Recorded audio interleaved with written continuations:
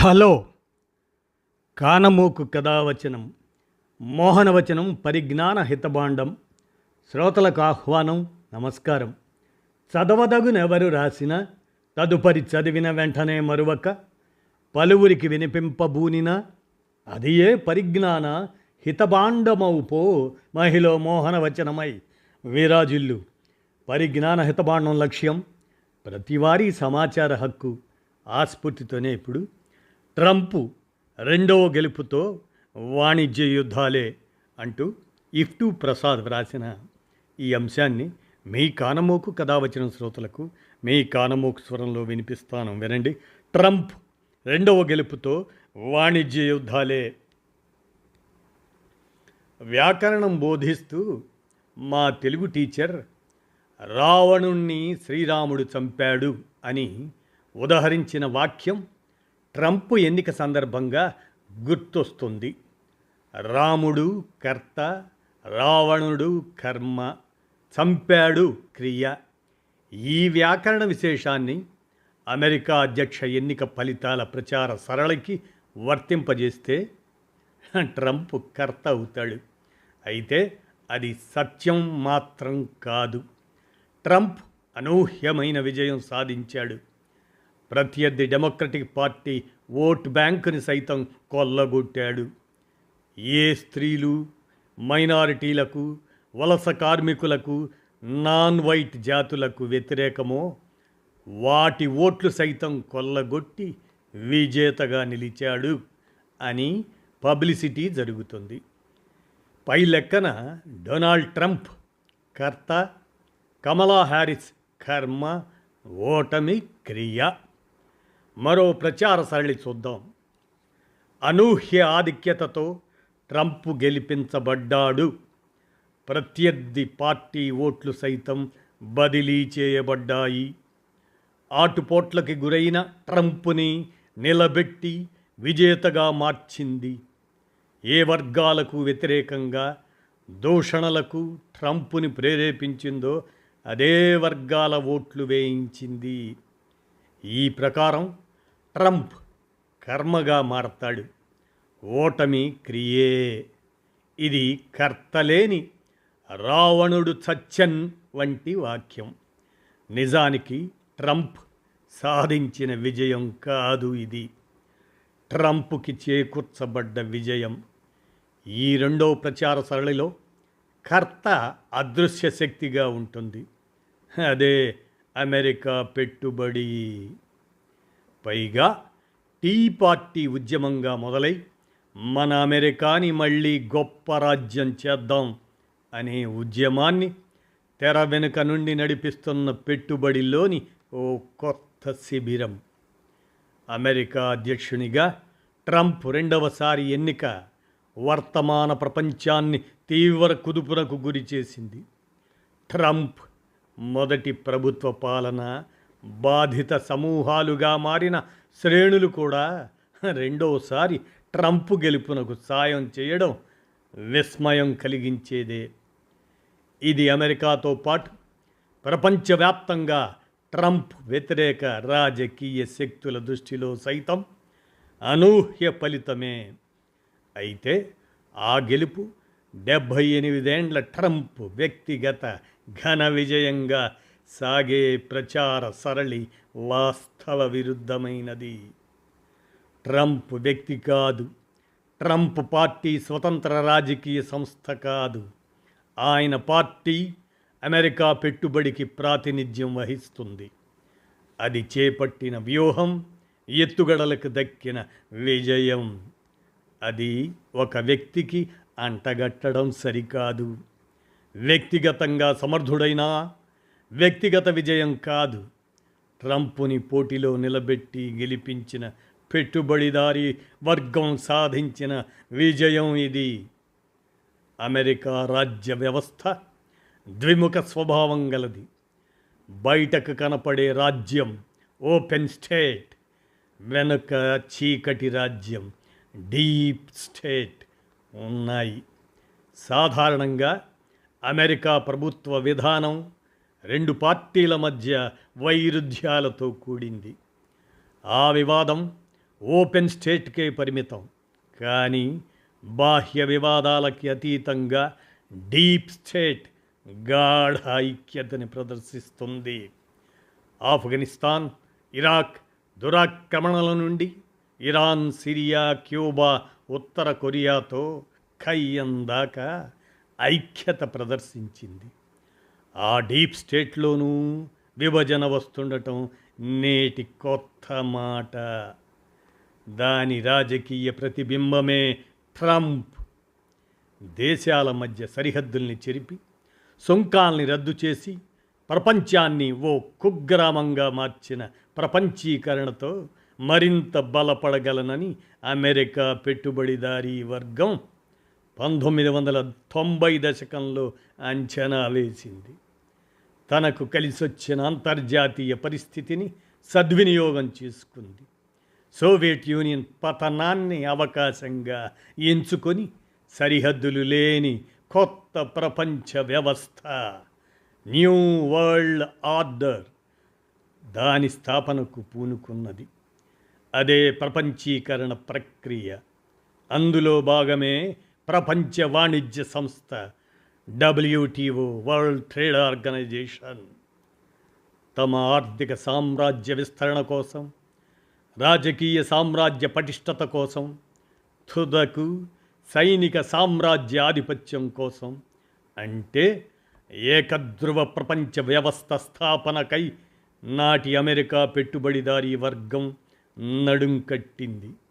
అది జార్జ్ బుష్ని శక్తివంతమైన రాజకీయ ప్రతినిధిగా మార్చుకుంది. నాడు బుష్ సర్కారుతో యుద్ధాలను చేయించింది. అమెరికా పెట్టుబడికర్త, బుష్ కర్మ కాగా యుద్ధాలు క్రియగా మారింది. కానీ బయటకు బుష్ కర్తగా పేరొందాడు. వాస్తవకర్తను కనుమరుగైనది. చరిత్ర పునరావృతం అవుతోంది. నేడు ట్రంప్ కూడా కర్తగానే పేరొందాడు. వాస్తవకర్త తెరమరుగైనది. ఆ కర్త, దాన్ని గూర్చి తెలుసుకుందాం. అమెరికా పెట్టుబడిదారీ వర్గం WTOతో తలచింది ఒకటి, జరిగింది మరొకటి. ఆ సంస్థ అమెరికా కొంప ముంచింది. ఆఫ్ఘన్, ఇరాక్ యుద్ధాల్లో అమెరికా దిగబడ్డ కాలంలో ప్రపంచ వాణిజ్య సంస్థను చైనా ఒక వరంగా మార్చుకొని బలపడ్డది. అది 150 దేశాల భాగస్వామ్యంతో బెల్ట్ అండ్ రోడ్ ఇనిషియేటివ్ అనే పేరిట తలపెట్టిన అంతర్జాతీయ వాణిజ్య కారిడార్ అమెరికా ఆర్థిక సామ్రాజ్యానికి ఓ సవాలుగా మారింది. నాటి నుండే WTO పట్ల అమెరికా పెట్టుబడిదారీ వర్గంలో విభేదాలు మొదలై చీలికకు బీజం పడింది. క్రమంగా అది డీప్ స్టేట్లో చీలికకు కూడా దారి తీసింది. ప్రపంచ వాణిజ్య సంస్థతో తాము పొందే లాభం కంటే చైనా అధిక లాభపడుతుందనే భావన అమెరికా పెట్టుబడిదారీ వర్గంలోని ఒక శిబిరంలో బలపడుతూ వచ్చింది. అదే సమయంలో నేటికీ అమెరికా పెట్టుబడిదారీ వర్గంలో ఓ శిబిరం ప్రపంచ వాణిజ్య సంస్థ ద్వారా లాభపడుతోంది. అది WTO నిబంధనల ప్రకారం చైనాని ఎదుర్కొని జయిద్దామని వాదిస్తుంది. ఆ నిబంధనలకి విరుద్ధంగా చైనాపై వాణిజ్య సుంకాల్ని విధించి వాణిజ్య యుద్ధం చేపడదామని కొత్త శిబిరం వాదిస్తోంది. ఆచరణలో ఇది ప్రపంచ వాణిజ్య సంస్థ నుంచి వైదొలిగే ప్రక్రియకి దారితీస్తుంది. రెండో శిబిరపు రాజకీయ ప్రతినిధి ట్రంప్. పై కర్త రెండో శిబిరమే. ట్రంప్ ఆకస్మికంగా ఆకాశం నుండి రాలిపడ్డ తార కాదు, ఊడిపడ్డ ఉల్క అంతకన్నా కాదు. వర్తమాన అంతర్జాతీయ రంగంలో పరస్పర విరుద్ధ శక్తుల మధ్య సంఘర్షణలో పుట్టి పెరుగుతున్న తీవ్ర మితవాద రాజకీయ వ్యవస్థకు శక్తివంతమైన ప్రతినిధి మాత్రమే. ఈ ఎన్నికల్లో యుద్ధాలు వద్దు, వాణిజ్యం ముద్దు అన్న ట్రంప్ నినాదంలో వాస్తవ శాంతి లేదు. అది నాటి బుష్ యుద్ధోన్మాద విధానానికి వ్యతిరేకమూ కాదు. అమెరికాకి ప్రపంచ వాణిజ్య సంస్థతో లాభం జరక్కముందే తొందరపడి యుద్ధాలకు దిగిందని, తద్వారా యుద్ధ ఊబిలో పూర్వ వైభవాన్ని కోల్పోయిందని. పూర్వ వైభవం రావాలంటే సైనిక యుద్ధాల కంటే వాణిజ్య యుద్ధాల తొలి అవసరం ఉంది అని ఈ రెండో శిబిరం వాదిస్తుంది. ఇది ప్రపంచ వాణిజ్య సంస్థతో అమెరికా కంటే చైనా వంటి ఆర్థిక వ్యవస్థలు బలపడ్డ స్థితి నుండి గుణపాఠం. అమెరికా అప్పుల కొంపగా మారడానికి కారణమైన సైనిక యుద్ధాల్ని వెంటనే నిలిపి వాణిజ్య యుద్ధాలపై కేంద్రీకరణ చేద్దాం అనే ఎత్తుగడలో భాగం ఇది. అధిక సుంకాలతో చైనా వంటి ఆర్థిక వ్యవస్థలపై నిరాయుధ యుద్ధాలతో WTO విచ్ఛిన్నమైన వెనుకాడకూడదని కూడా ఈ శిబిరం వాదిస్తుంది. ఆఫ్ఘన్, ఇరాక్లపై యుద్ధాల వల్ల అమెరికా పౌర సమాజంలో పెరిగిన వ్యతిరేకత ఆధారంగా ఈ శిబిరం ట్రంప్ యుద్ధ వ్యతిరేకిగా ఫోకస్ చేసే వ్యూహం పన్నింది. బుష్తో అమెరికా పెట్టుబడి ఏకగ్రీవ శక్తిగా నిలిచి నాడు ప్రాంతీయ యుద్ధాలను చేయిస్తే, నేడు అందులో ఓ శిబిరం వేరుపడి మూడో ప్రపంచ యుద్ధానికి పూర్వరంగ స్థితిని ట్రంప్తో సృష్టించజూస్తుంది. సామ్రాజ్యవాదానికి లెనిన్ పేర్కొన్న 5 లక్షణాల్లో అవి వెనుకబడ్డ దేశాలకు సరుకులకు బదులు పెట్టుబడిని ఎగుమతి చేయడం, ఆ ఎగుమతైన పెట్టుబడి ఆ దేశాల్లో చౌక శ్రమశక్తితో సరుకుల్ని ఉత్పత్తి చేయటం కూడా అందులో భాగమే. తమ స్వంత దేశాల్లో సరుకులు, సేవల ఉత్పత్తుల కోసం వెనుకబడ్డ దేశాల నుంచి చౌక శ్రమశక్తిని దిగుమతి చేసుకోవడానికి కూడా అది దారితీస్తుంది. ఇవి వాటి సహజ లక్షణాలే. వాటికి వ్యతిరేకంగా తమ దేశానికి పరిశ్రమల్ని తెచ్చి సరుకుల ఉత్పత్తుల దేశంగా మార్చి విదేశీ చౌక శ్రామికుల దిగుమతి నియంత్రణని, తద్వారా గ్రేట్ అమెరికా నిర్మాణం చేస్తానని ట్రంప్ హామీ ఇచ్చాడు.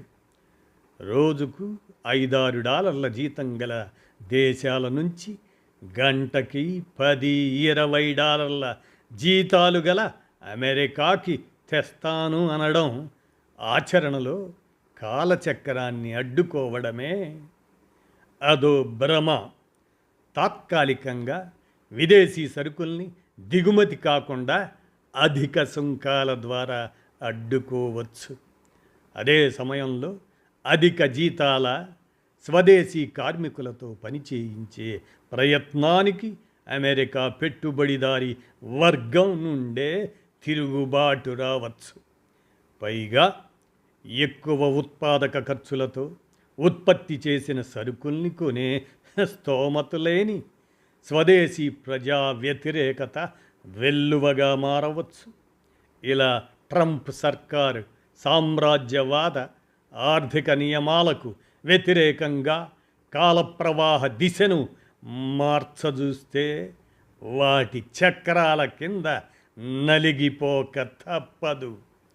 యుద్ధాలకు వ్యతిరేకంగా ట్రంప్తో వల్లింపజేసే నేటి శాంతి ప్రవచనాలు రేపు గాలిలో దీపాలుగా మారి ప్రపంచ యుద్ధానికి కూడా దారి తీసే ప్రమాదం లేకపోలేదు. చరిత్ర గమనంలో అనేక మహాసామ్రాజ్యాలు కాలగర్భంలో కలిశాయి. ప్రాచీన రోమన్, ఆధునిక Portuguese, Spain, Britain, France, Soviet Union వరకు అగ్రరాజ్యాలు అంతరించిపోయాయి. నేడు అమెరికా వంతు వచ్చింది. దాన్ని పూర్తి చేసే రాజకీయ బాధ్యత ట్రంప్ భుజస్కంధాలపై చరిత్ర మోపిందేమో. నేటి నిర్దిష్ట పరిస్థితుల్లో అమెరికా అధిక సుంకాలు విధించి చైనా, భారత్ వంటి దేశాలతో తీవ్ర వాణిజ్య యుద్ధానికి దిగి ప్రపంచ వాణిజ్య సంస్థకి స్వస్తి చెబితే యుద్ధాలు లేని పరిస్థితికి దారితీస్తుందా? లేదంటే నేటి ప్రాంతీయ యుద్ధాల స్థానంలో ప్రపంచ యుద్ధపూర్వరంగ పరిస్థితికి దారితీస్తుందా? ఇది నేటి చర్చనీయాంశం. చరిత్ర గమనం ఏ ఏ మలుపులు తీసుకుంటుందో వేచి చూద్దాం అంటూ పి. ప్రసాద్, భారత కార్మిక సంఘాల సమాఖ్య ఇఫ్టు వారు రచించగా, మీ కానమోకు కథావచనం శ్రోతలకు ప్రపంచ జ్ఞానం అనేటువంటి అంశం కింద మీ కానమోకు స్వరంలో వినిపించాను. విన్నారుగా, ధన్యవాదాలు.